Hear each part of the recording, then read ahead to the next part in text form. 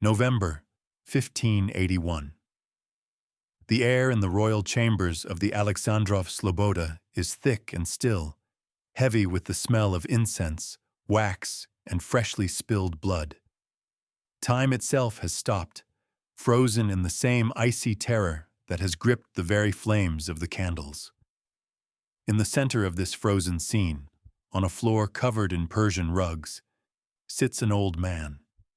His heavy brocade robes, stitched with gold and pearls, are stained with something dark and sticky. His gray, matted beard trembles, and his eyes, which once threw lightning and terrified courtiers and foreign ambassadors, are now empty and mad, like two burnt-out craters. On his knees rests the head of a young man, his son, his heir, his hope, Tsarevich Ivan Ivanovich. From the wound on his temple, struck by his father's heavy staff in a fit of uncontrollable rage, life is still seeping out, staining his fair hair crimson. The silence is oppressive, more deafening than any scream. Moments ago, this room seethed with passion, with angry accusations and defiant answers. Now, there is only the hoarse, choked breathing of the Tsar, who has just destroyed his own future, and the future of his dynasty, with his own hands. He, Ivan IV, the first crowned Tsar of all Russes, gatherer of lands, conqueror of Kazan and Astrakhan, brilliant reformer and ruthless tyrant, stares at his handiwork. In his fading consciousness, one unbearable, all-consuming question echoes, a question that will now haunt him to his death and through the ages. How? How did we come to this? To understand how the creator of a great empire became its destroyer, how the father of a nation became his own son's murderer, we must return to the very beginning.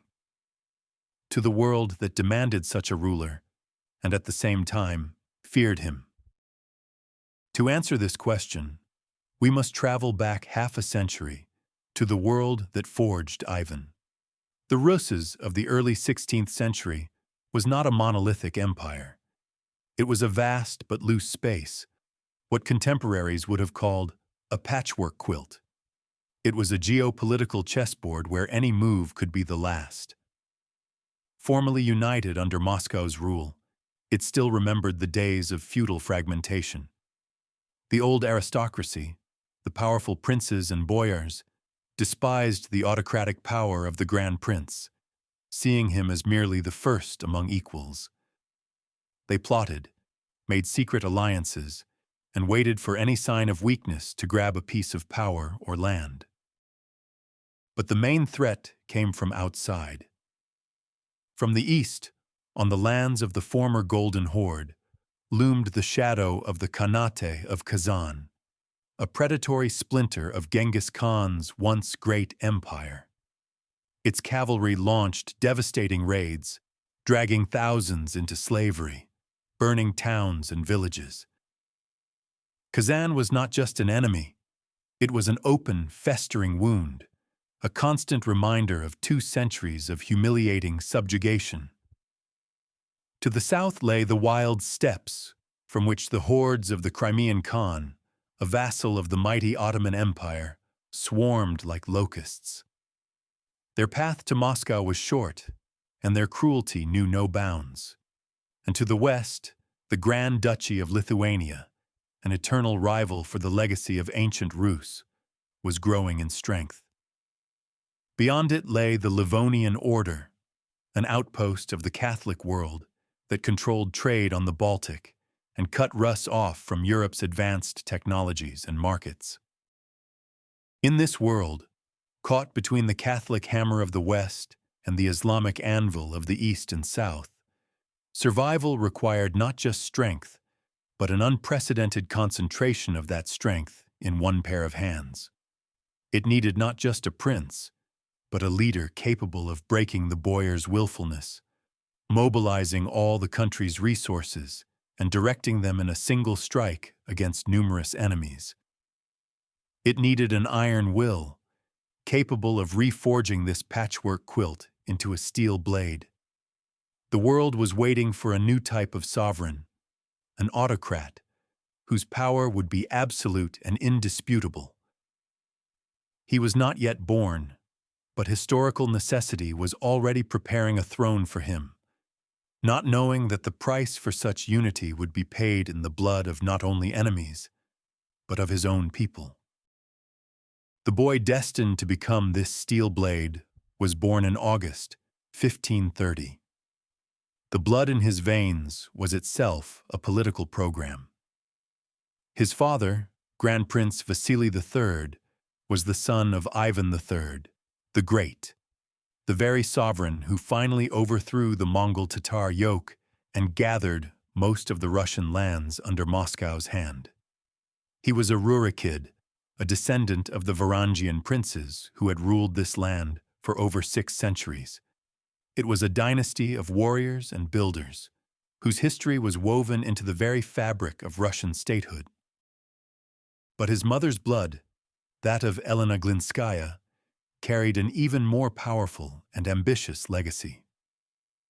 She traced her lineage to Serbian rulers, and more importantly, to the Palaiologos dynasty of Byzantium, the last dynasty to rule Constantinople, the Second Rome, which fell to the Turks in 1453.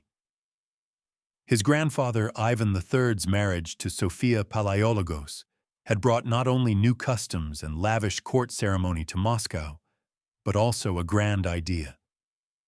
The idea that after the fall of the old Rome and the new Rome, Constantinople, Moscow itself would become their spiritual and political heir, the Third Rome, the last bastion of true orthodoxy in the world. 2 Romes have fallen, the third stands, and a fourth there shall not be, proclaimed the monk Philotheus. This concept transformed the Muscovite sovereign from a regional ruler into the defender of the entire Orthodox faith, into a potential emperor, equal in status to the greatest monarchs of the world. Thus, in young Ivan's veins, 2 great legitimacies merged. The ancestral legitimacy of the Rurikids, giving him the right to the Russian land, and the spiritual legitimacy of the Byzantine Caesars, giving him the right to a universal mission. It was the heaviest of burdens and the greatest of temptations. With his mother's milk, he absorbed the idea of his divine destiny and his sacred right to the absolute power necessary to fulfill this mission. This inheritance was both a blessing and a curse, for it gave him a great purpose, but it offered no moral limits on the path to achieving it. Fate itself seemed to mark this child as extraordinary from the very beginning. Chroniclers and folk tales would later compete to tell of the omens that accompanied his birth. According to one of the most enduring legends, on the night of August 25th, 1530, as the Grand Princess Elena went into labor, an unprecedented thunderstorm broke over Moscow. The sky, clear moments before, suddenly turned black. Fiery arrows of lightning pierced the darkness, and the claps of thunder were so powerful it seemed the very walls of the Kremlin were shaking. In this heavenly fury, superstitious people saw a portent. Some whispered that a great sovereign was born, whose wrath would be like the storm, terrible but just, cleansing the land of filth. Others, more cautious, saw it as a dark sign, a prophecy of a cruel and frenzied ruler, whose reign would bring not only greatness, but also great sorrow. This nickname, Grozny, or the Terrible, would attach to him later. It did not mean evil or awful in the modern sense. For a person of the 16th century, Grozny meant awe-inspiring, majestic, mighty, an epithet given to a just but strict ruler who punished evil and protected good. But in Ivan's case, this terribleness would eventually degenerate, losing its divine justice and turning into an earthly, human, and at times demonic rage. The legend of the storm became the perfect metaphor for his future reign. Blinding flashes of brilliant reforms and dazzling victories would be followed by the deafening thunder of terror and madness. He truly came into this world like a force of nature, a power that could not be controlled. And this force was summoned to tear down the old, rotten world of boyar willfulness. But like any untamed power, it risked destroying not only the old, but everything living in its path. The omen was fulfilled with horrifying precision, and the thunder that sounded on his birthday was merely the first chord in the long and bloody symphony of his reign. If the world around him formed the historical necessity for an autocrat, and his bloodline gave him the right to power, then his character, his inner world full of demons, was forged in the fire of orphanhood and humiliation. This process began when he was just 3 years old. In 1533, his father, Grand Prince Vasily III, died. Before his death, he created a regency council of 7 powerful boyars to rule until Ivan came of age. But his widow, the intelligent and power-hungry Elena Glinskaya, quickly pushed them aside and seized power herself. For 5 years, she became the de facto ruler of Russes, continuing her husband's policy of centralization and dealing harshly with rivals. For young Ivan, it was a time of relative stability under his mother's protection and authority. But in 1538, this fragile world shattered. Elena died suddenly. Nearly all contemporaries, including Ivan himself, were convinced she was poisoned. From that moment, hell began for the 8-year-old boy. Power in the state was seized by warring boyar clans, the Schwiskis and the Belskis. The Kremlin turned into a snake pit, where conspiracies were woven daily, coups were staged, and yesterday's all-powerful rulers found themselves in a dungeon or on the execution block. Young Ivan and his younger brother Yuri became not just orphans, but hostages, symbols of power who were worthless as individuals. He watched as boyars burst into his chambers, behaved arrogantly, plundered his father's and grandfather's treasury, and argued and fought right at his throne. He and his brother were often forgotten at feeding time, dressed in rags, humiliated, and mistreated. In his famous correspondence with Prince Kurbsky, he would later recall with bitterness, "We and my brother remained orphans, having no help from anyone. We were raised in poverty and need. What did we not endure in clothing and in food?" In this atmosphere of total distrust, betrayal, and violence, a poison settled in his soul that would taint his entire life. He learned the primary lesson: trust no one. Power is not a right, but a force that must be seized and held at any cost. And humiliation is something that must never, ever be repeated. It was there, in the semi-dark and cold chambers of the orphaned Kremlin, that the future reformer was not born, but the future tyrant was. A man whose policies would be largely dictated by one all-consuming desire: to take revenge for his mangled childhood and to build a system of power in which no one would ever again dare to defy him. For years, he nurtured this black rage, observing his guardians with cold, unchildlike attention. He saw their greed, their vanity, their cowardice. He remained silent, learned, and waited. And that hour came at the very end of 1543. Ivan was only 13, but he already possessed a sharp mind and an iron will that frightened even the most powerful boyars. At that time, Prince Andrei Schwisky, head of one of the most noble and influential clans, was in power. He behaved like the absolute master of the Kremlin, paying no attention to the young sovereign, at times showing him open contempt. The drop that overflowed Ivan's cup of patience was seemingly insignificant, but for him, it symbolized all the humiliation he had endured. During a meeting of the Boyar Duma, Shwisky, becoming agitated, put his feet up on the bed of Ivan's late father. This gesture was taken by the boy as the final, most cynical insult to his parents' memory and his own dignity. The decision was made instantly. A few days later, on December 29th, Ivan, gathering his loyal kennel masters and few supporters, gave the order. His voice, according to contemporaries, was icy and firm, without a trace of childish uncertainty. He ordered the arrest of Andrei Shwisky. The all-powerful ruler, the head of the Boyar Duma, was dragged from the palace to the kennels. There, a terrible death awaited him. He was thrown to the hunting dogs to be torn apart. The boyar's mutilated body lay in the snow for several hours, and no one dared remove it until the Grand Prince himself gave permission. This was not just a murder, it was a political manifesto. The 13-year-old boy declared to the world that the era of boyar rule was over. He showed that from now on, there was only one master in this country, and his will was law.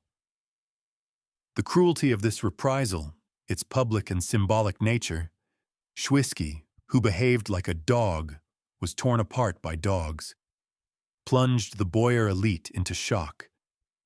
They suddenly realized that the quiet, downtrodden orphan they had ignored for so long had transformed into a ruthless and calculating predator. From that day on, they began to fear him. And for Ivan, this was the first step on the path to absolute power, the first act of bloody vengeance for years of fear and humiliation. The boy they despised was dead. A sovereign had ascended the throne, and with this first blood, he outlined the borders of his future autocracy. Behind this first act of cruelty lay not just childish resentment or adolescent rebellion. Deep in Ivan's soul, the core of his personality was forming, his chief inner demon, an all-consuming, almost pathological thirst for absolute, unrestricted control. It was more than the simple desire for power common to any monarch. For Ivan, power was not a means, but an end in itself, the only medicine for the existential terror that had taken root in him as a child.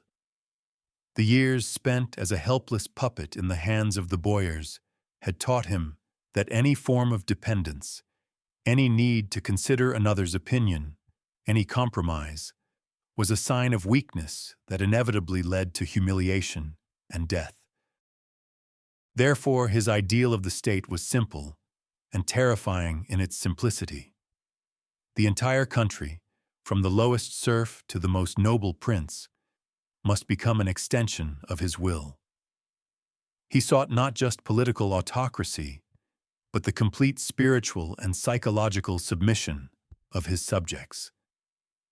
He had to become not just a ruler, but a demiurge, a creator and destroyer, whose decisions were beyond discussion because they came from God. This thirst for total control was tightly interwoven with his deeply rooted vengeance complex. He was not taking revenge on specific people, like the Shwiskys or Belskys.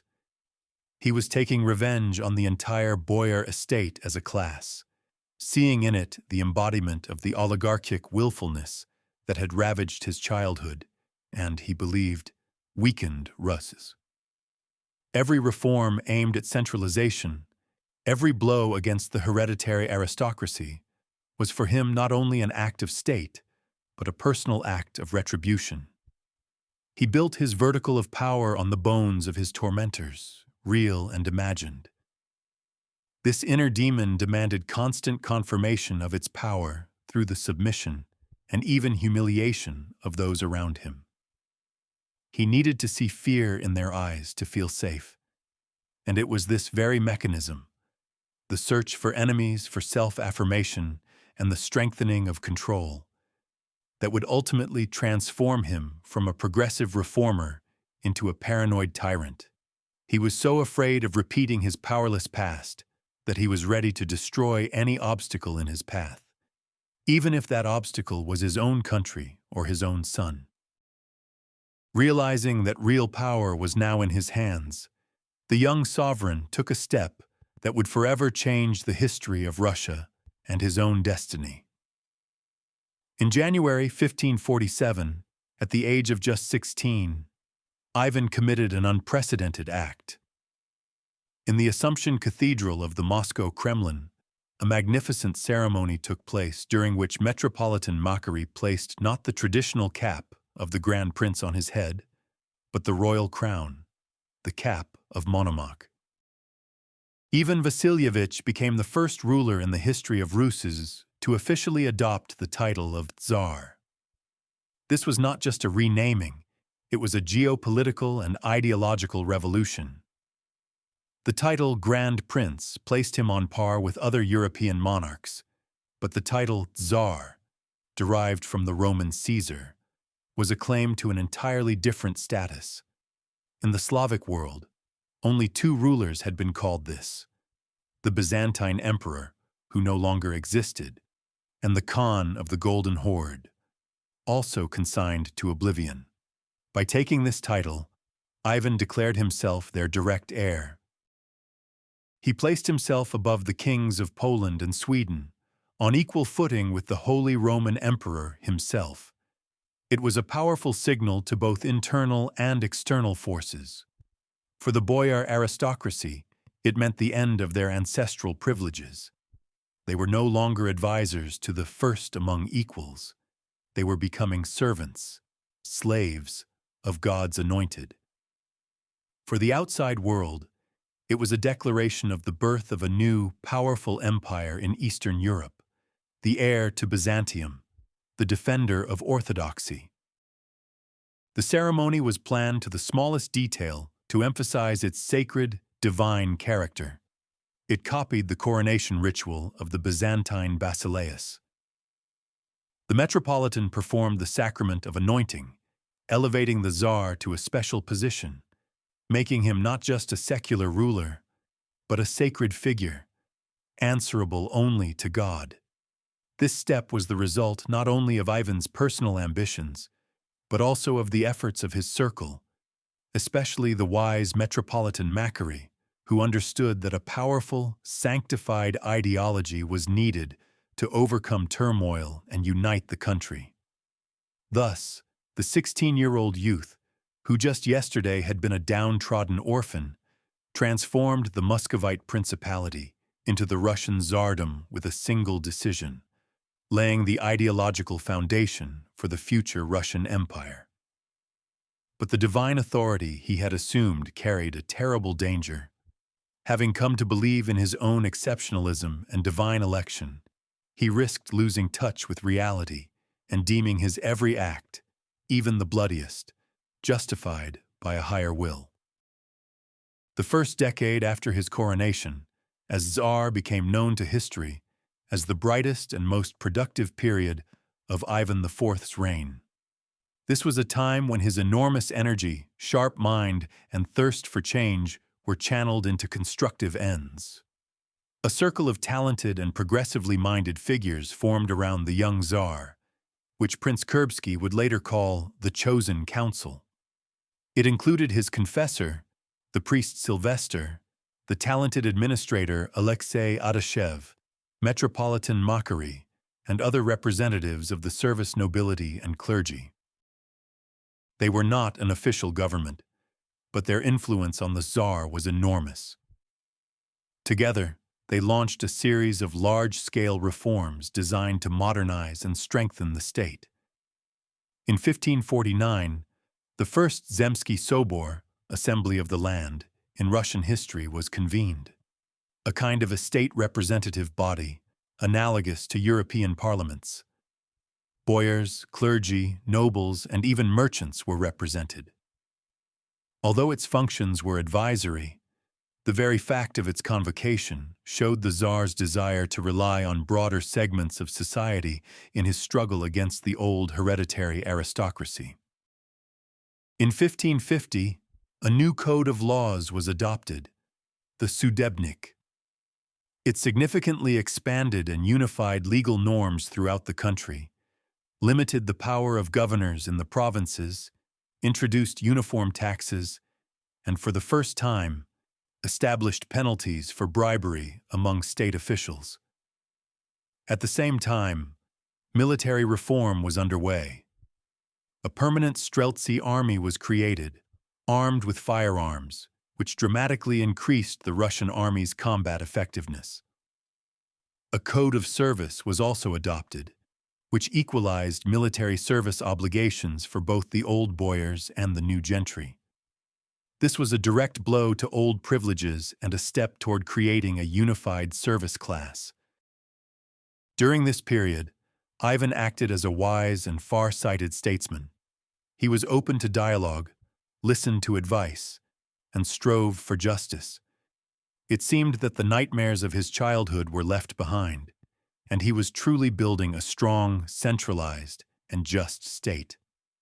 This was Ivan the Creator, at the zenith of his genius. He was gathering Russia not by force and fear, but by law and reform. But even in these bright beginnings, the shadow of the future was already lurking. All these reforms, in essence, pursued one goal: strengthening the Tsar's personal power and weakening his opponents. And when the methods of persuasion and law ceased to work, he would not hesitate to exchange them for the axe and the execution block. Having strengthened the state from within, the young Tsar turned his gaze to external enemies. The main threat, the chief humiliation for Russes, remained the Khanate of Kazan. 150,000 square kilometers of fertile land along the Volga were under the control of Genghis Khan's descendants. Dozens of unsuccessful campaigns against Kazan, undertaken by his father and grandfather, had only strengthened the city's reputation as an impregnable fortress.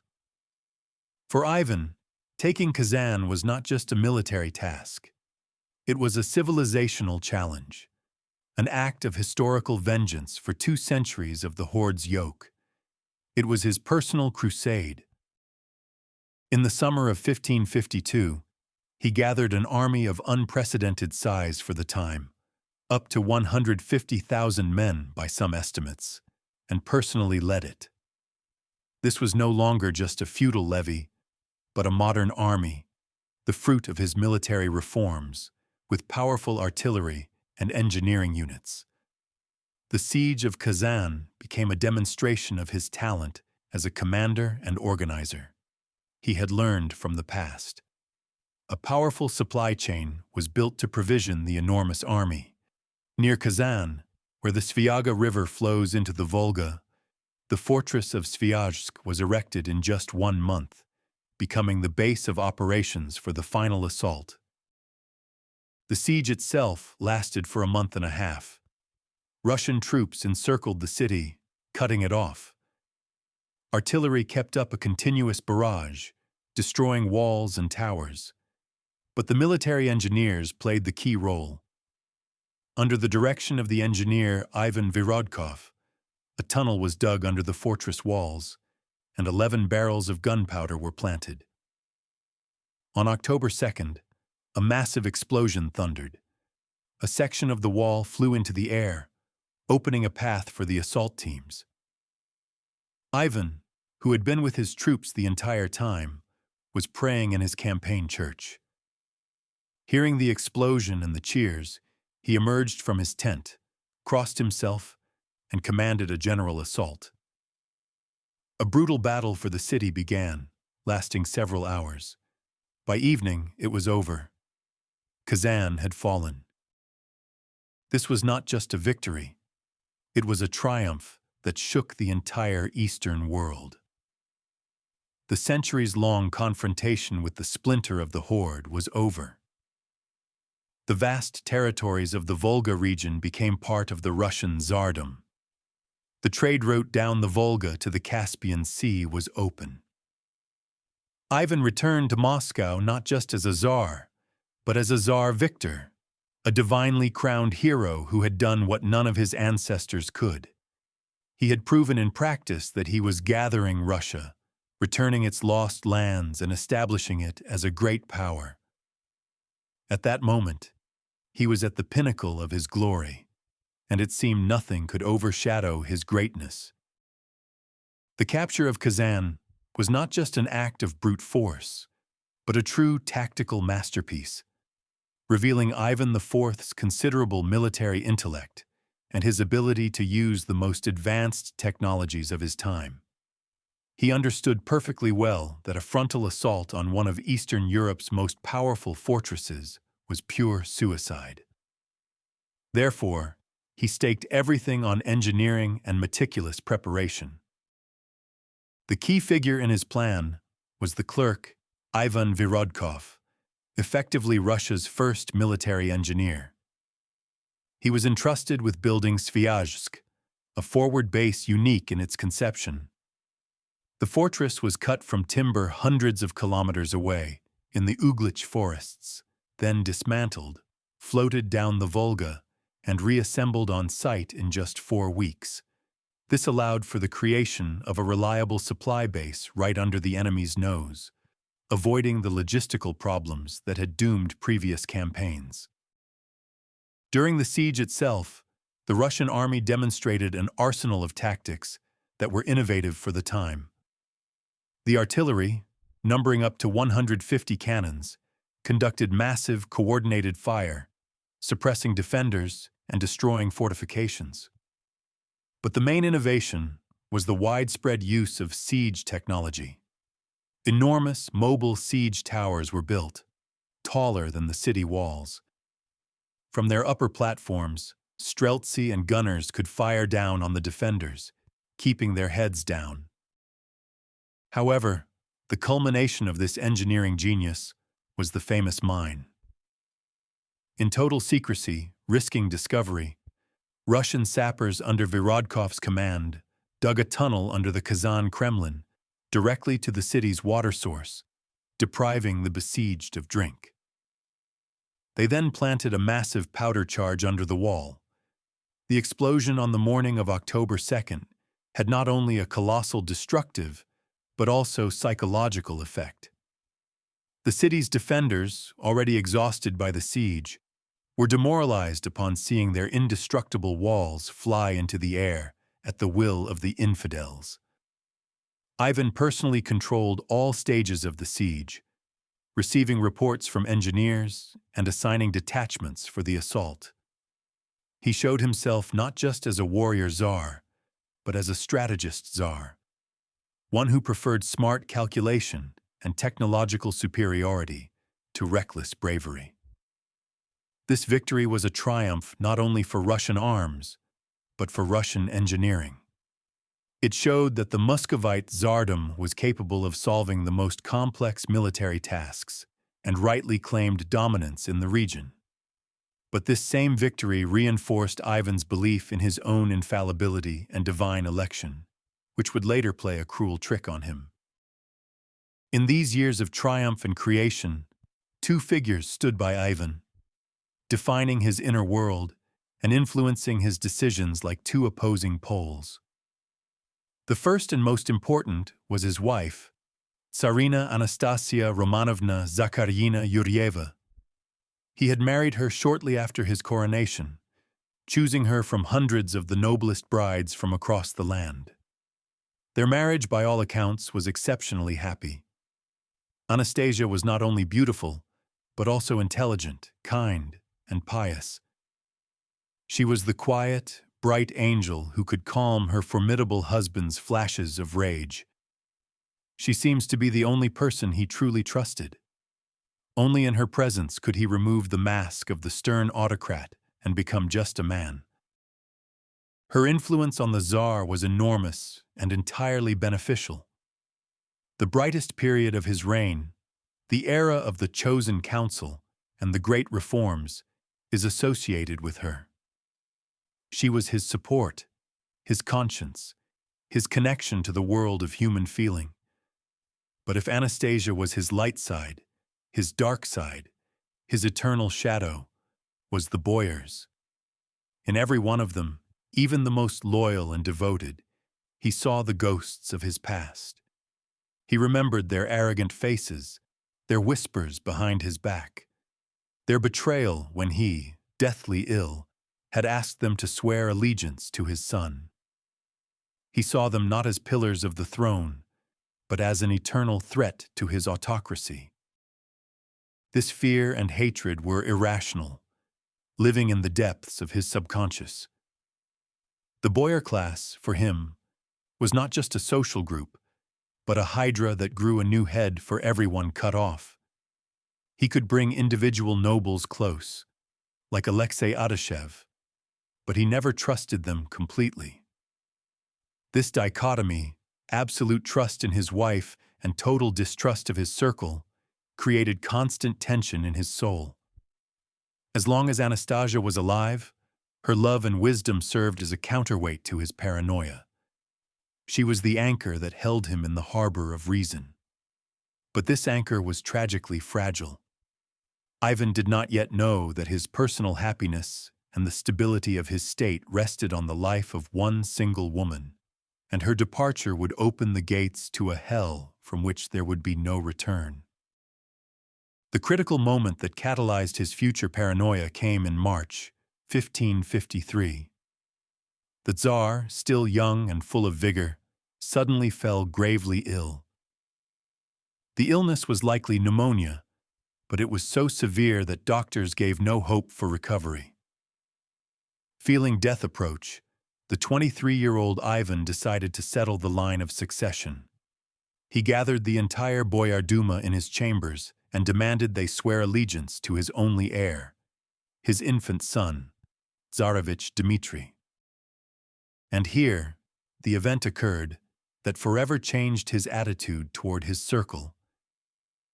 Instead of immediately carrying out the dying sovereign's will, the boyars began to hesitate. Many of them did not want to see an infant on the throne under the regency of the Zakharyan Yuryev family, Tsarina Anastasia's relatives, whom they hated. Arguments began, intrigues, whispers in corners. A faction of boyars, led by Prince Vladimir Staritsky, the Tsar's cousin, saw their chance. They openly refused to swear allegiance to a babe in swaddling clothes and proposed Vladimir's candidacy instead. Ivan, lying in a feverish delirium, watched helplessly as those he considered his support divided power and betrayed his last will before his very eyes. He begged, threatened, appealed to their conscience, but many remained adamant. Only after immense pressure from those loyal to the Tsar and Metropolitan Makary himself did the boyars grudgingly swear the oath to Dmitri. And then a miracle occurred. Against all predictions, Ivan began to recover. He survived. But he returned from the brink a different man. What he had seen on his deathbed confirmed his worst childhood fears. He had seen with his own eyes that you can trust no one, that even his closest associates were ready to betray him at any moment. The seed of distrust, planted in his soul during the years of boyar rule, had sprouted venomous shoots. He forgave the rebels, but he did not forget. That scene was forever etched in his memory. He realized that a system in which his will could be challenged, even as he lay dying, was flawed. And he made a terrible vow to himself, to create a system in which no person in his state would ever again dare to even think of going against his word. The illness passed, but his soul remained mortally ill. Having recovered from his illness and strengthened his power after the triumphant capture of Kazan and Astrakhan, Ivan felt constrained as a continental power. His gaze turned west, toward the Baltic Sea. He understood perfectly that Russia's future, its economic and technological development, depended on establishing direct trade links with Europe. But the path to the sea was blocked by the Livonian Order, a weakened but still tenacious relic of the Crusades that controlled all the ports on the eastern Baltic coast. The Livonians deliberately pursued a policy of isolating Muscovy, refusing passage to European engineers, doctors, and artisans, seizing goods, and levying predatory tariffs. For the ambitious Tsar, who dreamed of turning Russia into a leading European power, this situation was unbearable. In 1558, using Livonia's failure to pay tribute for the town of Yuriev, Dorpat, as a pretext, Ivan began the war. This act was a manifestation of his moment of pride, or as the ancient Greeks would say, hubris. Confident in his invincibility after easy victories in the east, he believed the decrepit knightly order could not offer serious resistance to his mighty army. At first, everything went according to his plan. Russian troops, in a swift campaign, took Narva and Yuriev, reaching the Baltic coast. It seemed the age-old dream of access to the sea was about to be realized, but Ivan underestimated the geopolitical realities. His success alarmed all his neighbors. The Grand Duchy of Lithuania, Poland, and then Sweden entered the war against Russia. A local conflict turned into a protracted, grueling war on multiple fronts against a coalition of the region's strongest powers. The Livonian War became the swamp in which the power of the Muscovite Tsardom bogged down. It demanded enormous resources, strained the nation to its breaking point, and led to the country's economic exhaustion. The great goal that was meant to elevate his tsardom ultimately became one of the main causes of its decline. The ambitions of the Tsar creator proved greater than the real capabilities of his state. And this war, begun at the zenith of his glory, would become the backdrop for the darkest and bloodiest chapters of his reign, constantly fueling his paranoia and rage over failures and betrayals. The fatal line that separated the era of creation from the era of destruction was the death of Tsarina Anastasia in August 1560. She had been ill for a long time, and her passing was a terrible blow to Ivan. He sincerely and deeply loved his wife, and her death plunged him into a chasm of despair. But to his grief was immediately added the poison of suspicion. Ivan, with his psyche scarred by childhood trauma, could not believe that his bright angel could have died a natural death. In his inflamed mind, a certainty was instantly born. She was poisoned, and the poisoners could only be them, his eternal enemies, the boyars, who hated her family and her beneficial influence on him.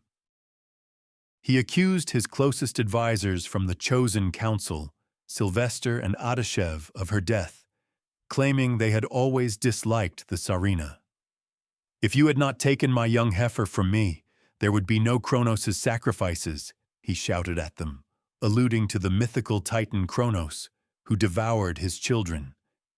These accusations were most likely baseless. Modern analysis of the Tsarina's remains showed the presence of mercury salts, but in those days, mercury-based ointments were used to treat many illnesses, so this is not direct proof of poisoning. But for Ivan, it didn't matter. His paranoia had finally found a real, as it seemed to him, outlet. He had received proof that enemies were everywhere, that they were willing to strike at the most sacred thing he had. The death of Anastasia removed the last restraint from his soul. The one person who could calm him, soften his anger, and hold him back from mad acts was gone. The light in his soul went out, and in its place came an icy, all-consuming darkness. The first disgraces and executions began. Adashev was arrested and died in prison. Sylvester was exiled to a monastery. The chosen council ceased to exist. The Tsar reformer, who had built a state based on law, began to turn into a tyrant, ruling by fear. The death of his beloved wife was not just a personal tragedy for him, it was the point of no return, after which his distrust of the world escalated into open war against it, and first and foremost, against his own people. By 1564, Ivan was at a dead end. The Livonian War was going badly. Russian troops were suffering defeats. Within the country, discontent was growing among the boyar nobility, weary of the war and the Tsar's autocratic rule. Then, an event occurred that became the last straw for Ivan. One of his closest commanders and friends, Prince Andrei Kurbsky, defected to the enemy in Lithuania. The betrayal of a man he trusted finally convinced the Tsar that he was surrounded by a conspiracy. And so, he decided on an unprecedented political move, one both brilliant and insane.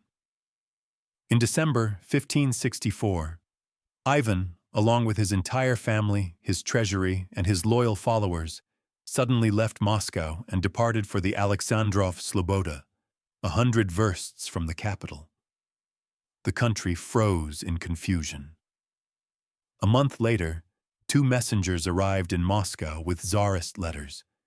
In the first, addressed to the Metropolitan and the Boyar Duma, the Tsar announced that he placed his anger on all the boyars, nobles, and officials for their treason and embezzlement, and out of great sorrow, he had abandoned his state. The second letter, addressed to the common townspeople and merchants, was ordered to be read aloud in the square. In it, the Tsar informed them that he held no anger against the common people and did not disgrace them. This was a brilliant populist move. All blame for the country's problems was placed on the traitorous boyars, while the Tsar presented himself as the protector of the people. Panic erupted in Moscow. Left without a sovereign, the country plunged into chaos. The boyars, terrified of the people's wrath, who could have torn them apart at any moment, and understanding that their power was worthless without the Tsar, immediately sent a delegation to the Alexandrov Sloboda. They begged Ivan to return to the throne on any terms. Ivan was waiting for exactly this. He agreed, but made 2 demands that would forever change the structure of the Russian state. First, the right to execute any traitors and confiscate their property without trial or investigation. Second, to establish the Oprichnina in the state. The country was split in 2. The Zemshchina, which continued to live under the old laws managed by the Boyar Duma, and the Oprichnina, the Tsar's personal domain, with its own territory, army, and treasury, subordinate only to him. This fatal act fractured the country and was the beginning of an era of unprecedented terror, which Ivan unleashed against his own people. The Oprichnina, created by Ivan, became one of the strangest and most terrifying phenomena in Russian history. It was a state within a state, the Tsar's personal guard, his punishing sword.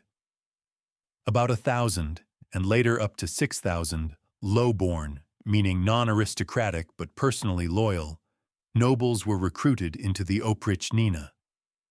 They became his new support in the fight against the old aristocracy. The Oprichniki dressed in black, like monks, symbolizing their renunciation of the old world. Attached to their saddles were a broom and a dog's head. The symbolism was crystal clear. With the broom, they were to sweep treason from the Russian land, and with the dog's head, they were to gnaw the Tsar's enemies. It was a kind of Praetorian guard, placed outside the law and subordinate only to the will of one man. The territories taken into the Oprichnina included the richest and most strategically important lands in the center of the country. The former boyar owners were forcibly evicted from these lands, their estates confiscated, and in return, they were given lands somewhere on the periphery. In essence, This was a massive redistribution of property and a blow to the very roots of the hereditary nobility's economic power. But the main tool of the Oprichnina was terror. The Oprichniki rampaged across the country like a band of brigands, enjoying complete impunity. They plundered, tortured, and killed anyone the Tsar declared a traitor. Often, a simple denunciation or a sideways glance was enough for an accusation. There was no trial or investigation. The will of the Tsar was the only law. The center of the Oprichnina became the Alexandrov Sloboda, which turned into a gloomy fortress monastery. Here, Ivan, surrounded by his loyal dogs, spent his days in a strange mix of frenzied prayers and bloody orgies. In the morning, he might stand through a multi-hour church service, and by evening, personally participate in torture and executions. This machine of terror was designed to solve one single task: to burn out with a hot iron any possibility of conspiracy, dissent, or resistance to his will. He was building his ideal autocratic state on a foundation of fear and bones. But this terror, like a cancerous tumor, quickly began to devour the country itself, destroying not only imaginary enemies, but also the most loyal servants and common people, paralyzing the economy and sowing chaos. The defection of Prince Andrei Kurbsky to Lithuania in 1564 was not just a military and political blow for Ivan, but also a profound personal trauma. Kurbsky was not just another commander to him. He was a friend from his youth, one of the most active figures in the Chosen Council, a hero of the capture of Kazan. His betrayal became the final proof for the Tsar that he could trust no one, not even those closest to him. But Kurbsky didn't just flee. From abroad, he wrote Ivan an incriminating letter, accusing the Tsar of tyranny, of exterminating the best people in the state, and of abandoning the good old customs. This letter struck a raw nerve and provoked Ivan to respond.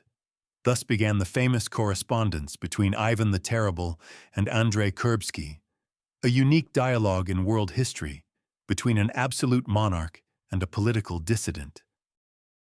In his long, emotional, and surprisingly erudite epistles, Ivan does not just justify himself.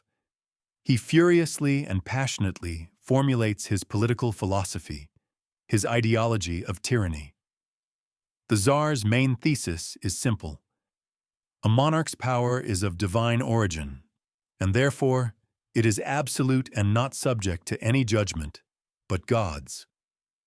Russian autocrats from the beginning rule their state themselves, not their boyars and grandees, he writes. He contemptuously rejects the very idea that a Tsar should rule jointly with advisors. He views any limitation on monarchical power as heresy and rebellion. Woe to the kingdom ruled by many, he quotes from Holy Scripture. He justifies his cruelty as a necessary fight against treason, which, in his opinion, is nested everywhere. He accuses Kurbsky and all the boyars of wanting to tear Russia apart, as they did in his childhood, and claims that only his iron hand holds the country back from chaos. This correspondence is a priceless document, allowing us to look inside the mind of a tyrant. We see a man with a brilliant mind, deep knowledge of history and theology, but at the same time, completely blinded by his paranoia and belief in his own infallibility. He sincerely believes that by flooding the country with blood, he is saving it. He has created a worldview in which he is a lone righteous man surrounded by hordes of traitors, and anyone who doubts his righteousness automatically becomes an enemy of God and Russia. The ideology laid out in these letters became the theoretical justification for the Oprichnina terror, unleashing his hands for the most monstrous crimes. The apex, the most terrible culmination of the Oprichnina terror, was the campaign against Novgorod in the winter of 1570. Veliki Novgorod had always held a special place in Russian history. It was an immensely wealthy trading city, a former Vetch republic with strong traditions of freedom, only relatively recently annexed by Moscow. In Ivan's paranoid mind, Novgorod was a hotbed of separatism and potential treason. The final straw was a report from some vagrant who claimed that Novgorod's elite, led by Archbishop Pimen, intended to surrender to the Polish king. There was no real proof of this, but for Ivan, it was enough. He gathered a massive Oprichnina army and moved north. What happened next defies rational explanation and can only be called an act of state madness. Along the way, the Oprichniki carried out massacres in Klin, Tver, and Torzhok. But the main horror awaited Novgorod. Upon entering the city, Ivan first sealed it off so no one could escape. Then began a methodical, cold-blooded pogrom that lasted for 6 weeks. Every day, hundreds and thousands of people were seized from the streets and their homes, subjected to sophisticated torture at the Tsar's headquarters, and then executed. People were drowned in the icy Volkhov River, set on fire, tied to sleighs, and pushed under the ice. The victims were not only high-ranking citizens and clergy, but also simple artisans, women, and children. The chronicles are full of blood-curdling details. The river, as contemporaries wrote, was dammed with bodies. The Oprichniki looted the city bare, destroying not only its people but also its economic power. Churches and monasteries were plundered, their bells, icons, and treasuries carted away. By various estimates, the number of victims of the Novgorod pogrom ranges from 3,000 or 4,000 to 15,000 people, which, for a city with a population of about 30,000, was a catastrophe. This was no longer a fight against treason. This was an act of total intimidation, a demonstrative execution of an entire city that had dared to have its own history and its own dignity.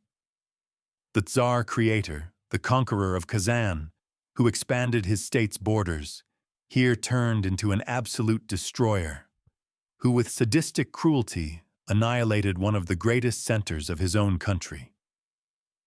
The Novgorod pogrom became a symbol of Ivan the Terrible's degeneration, showing that his paranoia had finally conquered the statesman within him. The irony of fate is that at the very moment when Ivan and his Oprichnina army were busy exterminating mythical internal enemies, a real and terrible external threat struck the country. While the state's best forces were thrown into the destruction of Novgorod and the terror against its own people, the southern borders were left practically defenseless. The Crimean Khan Devlet Gire took advantage of this. In the spring of 1571, at the head of a massive 40,000-strong army, he invaded the Muscovite Tsardom.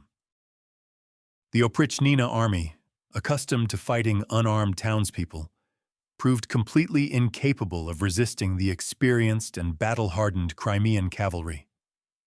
The Oprichnina commanders showed total incompetence and cowardice. Their regiments were scattered.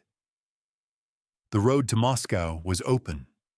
Ivan, upon learning of the Khan's approach, fled the capital in a panic, first to Kolomna and then further to Rostov, abandoning his capital to its fate. On May 24th, the Crimeans reached Moscow and set fire to its suburbs. The wooden city burst into flames like a candle. A terrible fire began, which in a few hours destroyed almost all of Moscow, except for the stone Kremlin. Tens of thousands of people were burned alive or suffocated in the smoke. Even more were led away into slavery. The catastrophe was monstrous. It vividly demonstrated the complete failure of the Oprichnina system as a tool for state defense. The Tsar's dogs, so good at gnawing out treason within the country, proved useless against a real enemy. This blow was a terrible humiliation for Ivan. He, the terrible Tsar, conqueror of Kazan, was forced to flee and watch helplessly as the enemy burned the heart of his tsardom. The burning of Moscow was a moment of sobering for him. He saw with his own eyes that his beloved creation, the Oprichnina, had not only failed to strengthen, but had, on the contrary, fatally weakened the country's defensive capabilities by destroying the old command structure and sowing chaos in the government. The fall of Moscow heralded the imminent end of the Oprichnina itself.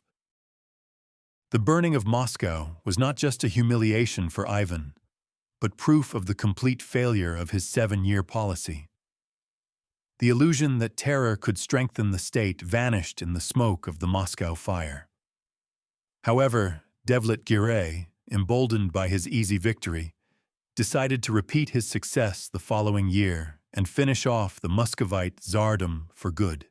In the summer of 1572, he gathered an even larger army, up to 60,000 strong, and again moved on Moscow. But this time, he was met not by disorganized Oprichnina regiments, but by a united Russian army consisting mainly of Zemshchina warriors under the command of the experienced general Prince Mikhail Vorotinsky. The decisive battle took place near the village of Molody, 50 versts from Moscow. Over the course of a 2-day bloody battle, the Russian troops, using clever tactics including a mobile Gulyai Gorod, walking city fortification, utterly defeated the numerically superior Crimean army. The victory was total and unconditional. It saved Russia from ruin and discouraged the Crimeans from launching large-scale campaigns against Moscow for many years. But for Ivan, this victory was bitter. The country was saved not by his loyal Oprichniki, but by the very Zemshchina commanders he suspected of treason. The hero of the Battle of Molody, Prince Vorotinsky, was one of the most noble boyars, a representative of the very aristocracy he so hated and had tried to destroy. This fact became the final proof for the Tsar of the Oprichnina's bankruptcy. That autumn, he officially abolished it.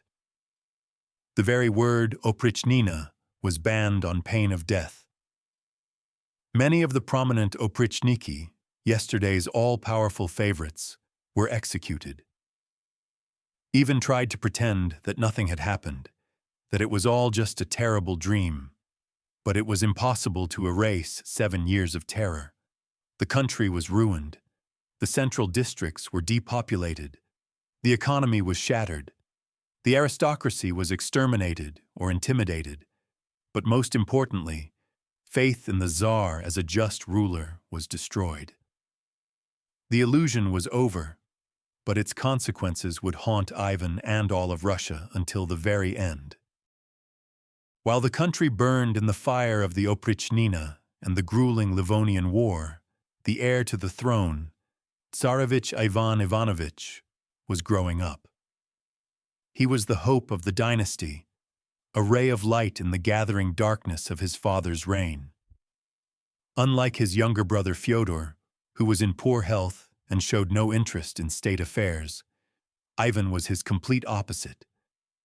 He inherited his father's sharp mind, energy, and iron will, but seemed free of his morbid suspicion and cruelty.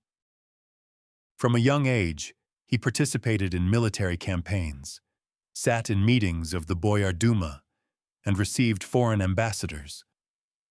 His father trusted him, seeing in him his own worthy successor. The Tsarevich was well-educated, well-read, and most importantly, was not afraid of his formidable father. He was, perhaps, the only person in Russia who dared to argue with the Tsar, to express his own opinion, and at times, to intercede for the disgraced. Contemporaries noted his bravery and nobility. For the exhausted country, for the intimidated nobility, he was the embodiment of hope for a normal future. They looked at him and thought that after the death of the old, maddened Tsar, a young, strong, and rational ruler would ascend the throne, one who would end the terror, finish the senseless war, and return the state to normalcy. This popularity of the Tsarevich, his authority in the army and at court, could not help but evoke mixed feelings in Ivan the Elder. On the one hand, he was proud of his son. On the other, his eternal paranoia could not help but whisper to him that the discontented might be gathering around the heir, that he could become a banner for a conspiracy. The Tsarevich was a living reproach to the aging tyrant, a mirror in which he saw not only his own best features from his youth, but also his current monstrosity. He was the hope of Russia, but for that very reason, he was also becoming a mortal danger to his father, who could not tolerate any will near him but his own.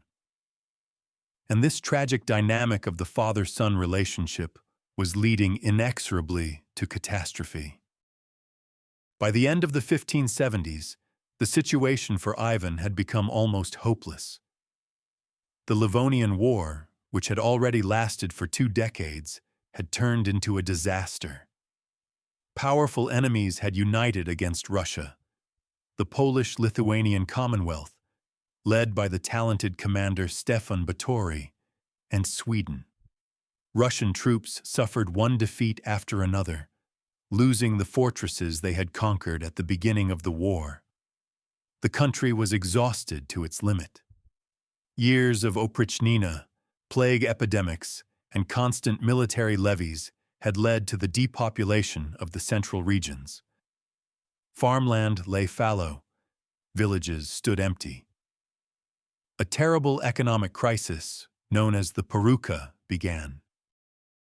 The Tsar, accustomed to victories and glory, was now forced to accept humiliating defeats. He was old, sick, tormented by fits of rage and remorse. His great dream of access to the Baltic Sea, his life's work, was collapsing before his eyes. He saw that his tsardom, which he had gathered and strengthened for so long and with such cruelty, was cracking at the seams. In this atmosphere of total despair and military failure, tension at court grew. The Tsar looked for culprits, unleashing his anger on commanders and boyars. He perceived any defeat on the front not as a result of objective reasons, the country's exhaustion and the enemy's strength, but as the result of treason. His paranoia, which had subsided somewhat after the abolition of the Oprichnina, flared up with new force. He again saw himself surrounded by enemies and traitors, and in this oppressive, electrified atmosphere, any conflict, any spark, could lead to an explosion. His relationship with his son, Tsarevich Ivan, became especially strained. The Tsarevich, being a military commander, felt the defeats deeply and, unlike his father, assessed the situation soberly, understanding the need for a swift peace. But for the old Tsar, to admit defeat was to admit the failure of his entire life. And this contradiction, between the sober calculation of the son and the desperate stubbornness of the father, became a time bomb, ticking in the very heart of the Kremlin. The fatal climax came in November 1581, in the very same Alexandrov Sloboda that had been the capital of the Oprichnina terror years earlier. What exactly caused the final fatal quarrel between father and son, we will probably never know in detail. Sources offer different versions. According to one, the most common, the quarrel was domestic. The Tsar entered his daughter-in-law's chambers, the wife of the Tsarevich, Elena, and saw her, in his opinion, indecently dressed. She was pregnant and wearing only a single shirt. The hot-tempered Ivan began to beat her, which led to a miscarriage. The Tsarevich, hearing of this, ran in and began to reproach his father. One word led to another, and the angry argument escalated into tragedy. According to another version, put forward by some historians, the cause of the quarrel was far more serious and political. At that time, the Polish king Stefan Batory was besieging Pskov, and its fall threatened Russia with total catastrophe. Tsarevich Ivan, seeing his father's indecision, allegedly demanded he be given an army so he could personally lead the campaign and save the city. For the paranoid Ivan, such a demand could have sounded like a challenge to his authority, an attempt by his son to take away his army and his glory. Perhaps both versions are partly true, and a personal conflict overlapped with political disagreements. But whatever the reason, the ending was the same. In the course of the furious dispute, arguments ran out. Ivan, who always carried an iron-tipped staff with him, both a symbol of power and a weapon, fell into one of his infamous fits of uncontrollable rage. He swung and struck his son. The blow landed precisely on the temple. The Tsarevich fell to the floor with a cry, and in that moment, the veil of rage fell from the Tsar's eyes. He saw what he had done. The blow with the staff was delivered in a blind, animal fury, but its consequences were immediate and irreversible. As soon as the Tsarevich fell, bleeding profusely, Ivan's rage was replaced by the horror of realization. He threw himself onto his son, embraced him, tried to staunch the wound, kissed his cold lips, and cried, "I've killed my son! I've killed my son!" But it was too late. A few days later, Tsarevich Ivan Ivanovich died without regaining consciousness. At that moment, the paradox of his reign reached its highest, most tragic point. The man who had spent his entire life building and strengthening the state, creating a mighty dynasty, had destroyed both with a single blow. He hadn't just killed his son. He had killed his future. He had killed the only worthy heir who could have continued his work, corrected his mistakes, and preserved the great things he had created. The heir was now his younger son, Fyodor, a kind and pious man, but completely incapable of ruling the state. The Blessed, as he was called. The Rurikid dynasty, which had ruled Russia for over 7 centuries, was effectively doomed. Ivan himself realized this. He fell into the deepest despair. For days and nights, he could not find peace, wandering the palace, howling and banging his head against the walls and his son's coffin. The great creator, conqueror of Khanates and reformer, had turned into King Oedipus, recognizing the terrible crime he himself had committed. He had killed his main creation, and this murder was worse than the destruction of Novgorod and the horrors of the Oprichnina, because it was final and irreversible. He could abolish the Oprichnina. He could make peace in the war, but he could not resurrect the one who was his flesh and blood, his hope, and his immortality. The circle had closed.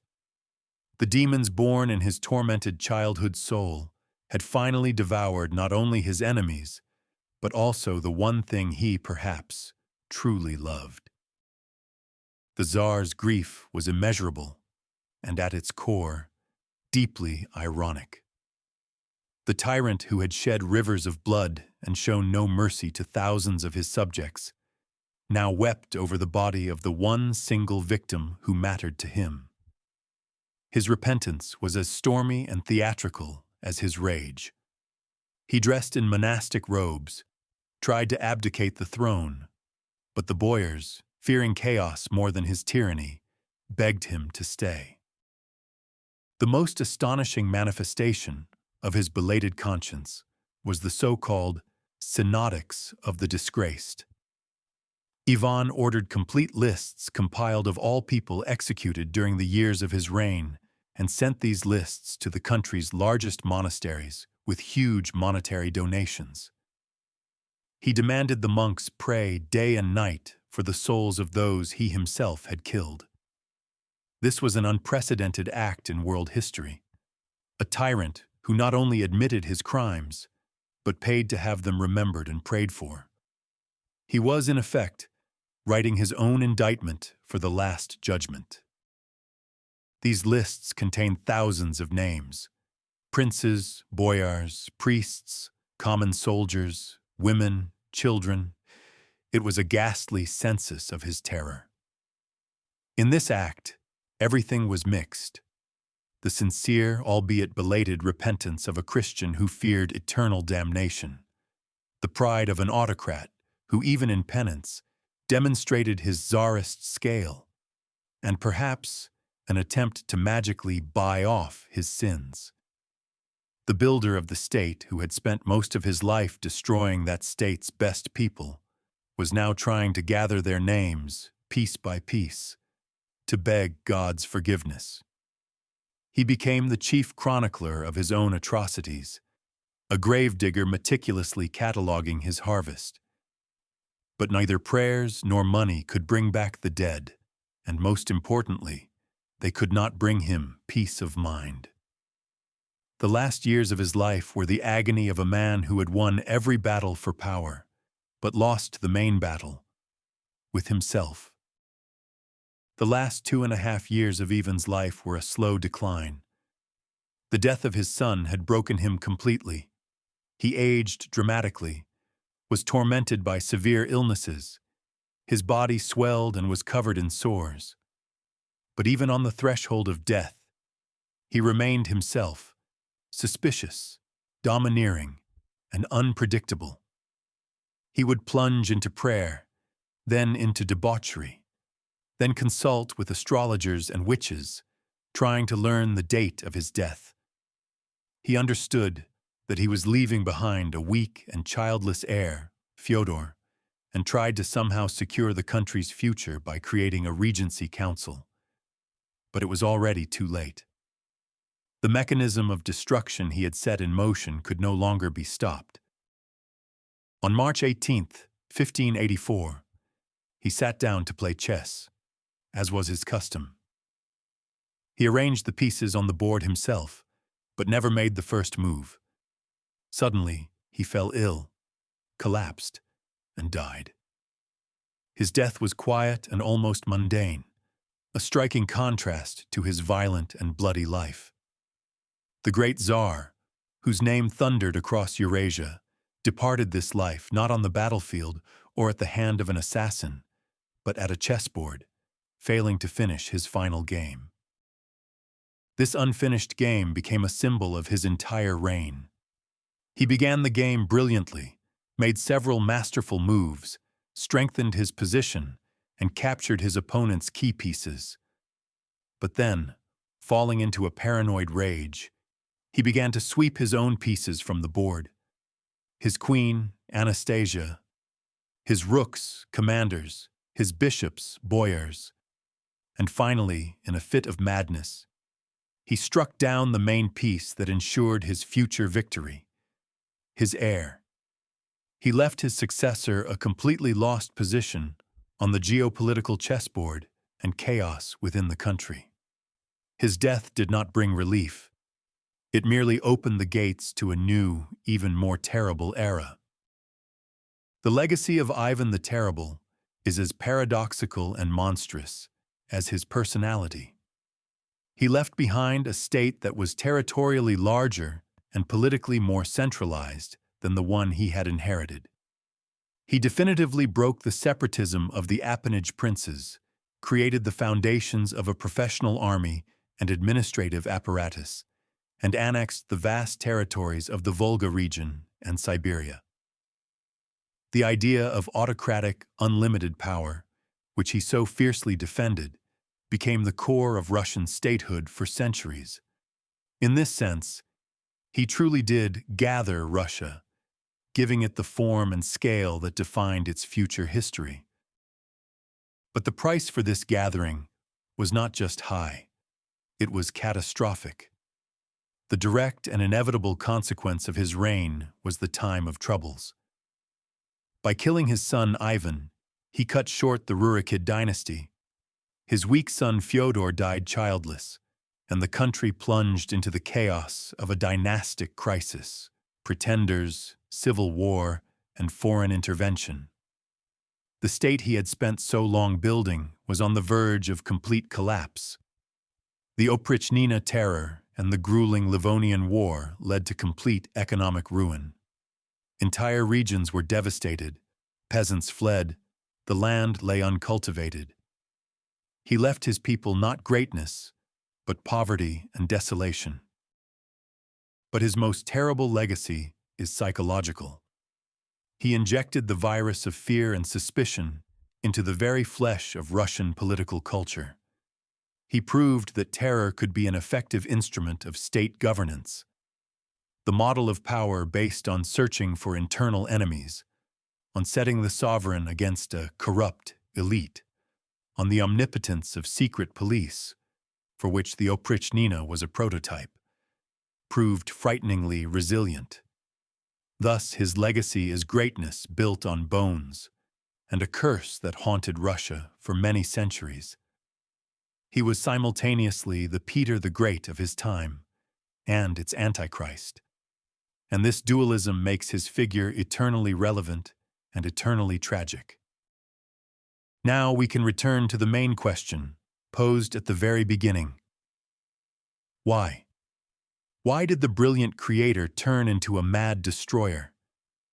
The answer cannot be simple. It is multi-layered, like Ivan's personality itself.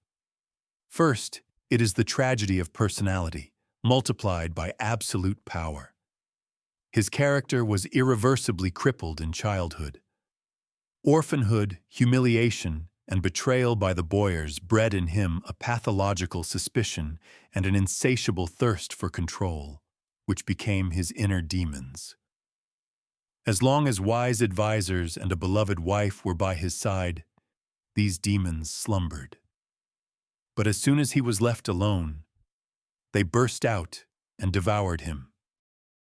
Second, it was a reflection of the cruelty of the era itself. The 16th century knew no humanism. Power everywhere was asserted with fire and sword.